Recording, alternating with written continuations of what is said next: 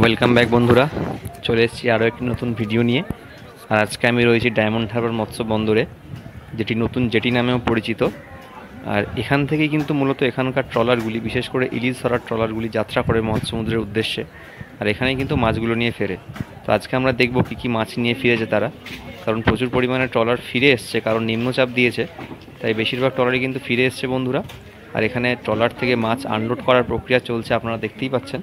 তো আমরা দেখে নেব কী ধরনের কী মাছ পেয়েছে এরা, কত কী মাছ পেয়েছে, চলুন দেখে নিই।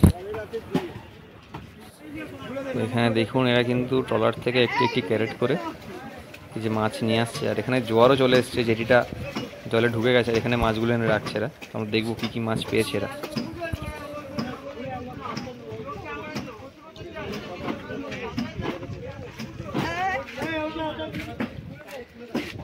জুতো এখানে কিন্তু বন্ধুরা এরা অনেক ক্যারেটই ইলিশ মাছ পেয়েছে। মাছ বেশি পায়নি, 25-30 মণ করে মাছ পেয়েছে, কিন্তু ইলিশটা পেয়েছে মোটামুটি। কিন্তু এই পরিমাণটাকে যথেষ্ট বলা যায় না, কারণ ট্রলার যাত্রাতে যে পরিমাণ খরচা, তাতে কিন্তু এই পরিমাণ মাছে তাদের পর্তায় পোষায় না, যেটুকু এদের কাছ থেকে শোনা। আর এখানে দেখুন, এই ট্রলারটিতে আবার চাল, খাবার দাবার সামগ্রী এই সমস্ত বোঝাই হচ্ছে। ওয়েদার ঠিক হলেই কিন্তু এরা আবার বেরিয়ে পড়বে মাছ শিকারের উদ্দেশ্যে, কারণ এটাই একদম পিক সিজন ইলিশের। একটু ওয়েদার ঠিক হলেই এরা বেরিয়ে পড়বে।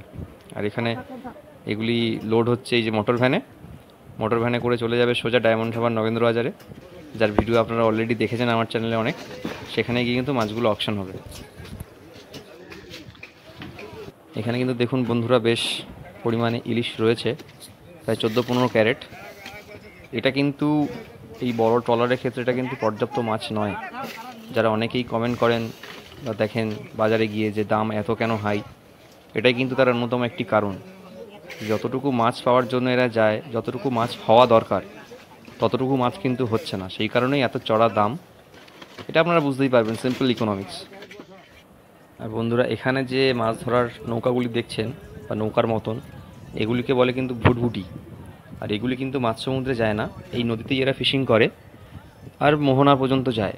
আর মাছ সমুদ্রে যাওয়ার পারমিট এদের নেই, কারণ ওই সমুদ্রের ঢেউ কিন্তু এরা সামলাতে পারবে না। আর এখানে যে ট্রলারগুলি দেখছেন, এগুলি মাছ সমুদ্রে যায় মাছ সমুদ্রে শিকার করার জন্য।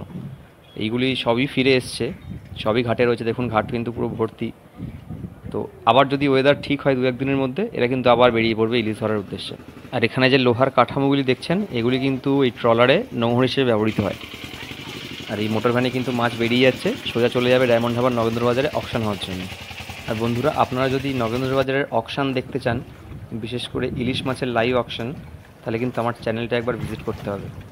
দেখুন, ওখানে প্রচুর ভিডিও পেয়ে যাবেন। আর বন্ধুরা, এই ট্রলারগুলি থেকে কিন্তু মাছ আনলোড হয়ে আবার কিন্তু বরফ বোঝাই হয়ে যাচ্ছে। ওয়েদার ঠিক হলেই কিন্তু এরা বেরিয়ে পড়বে ফিশিং করার উদ্দেশ্যে, কারণ এটাই কিন্তু মূল সিজন ইলিশের। তাই যতটা সময় বাঁচানো যায় ততটাই সময় বাঁচিয়ে রাখছে এরা। ওয়েদার ঠিক হলেই এরা বেরিয়ে পড়বে। আর বন্ধুরা, এখন চলে এসেছে কিন্তু জেটির অপর একটি প্রান্তে, যেখানে দেখতে পাচ্ছেন সারি সারি জাল সাজানো রয়েছে। আর এগুলিই কিন্তু ইলিশ ধরার জাল, এগুলিই মূলত ইলিশ ধরার জাল। আর এখানে ড্রামগুলি রয়েছে, এগুলো তেলের ড্রাম।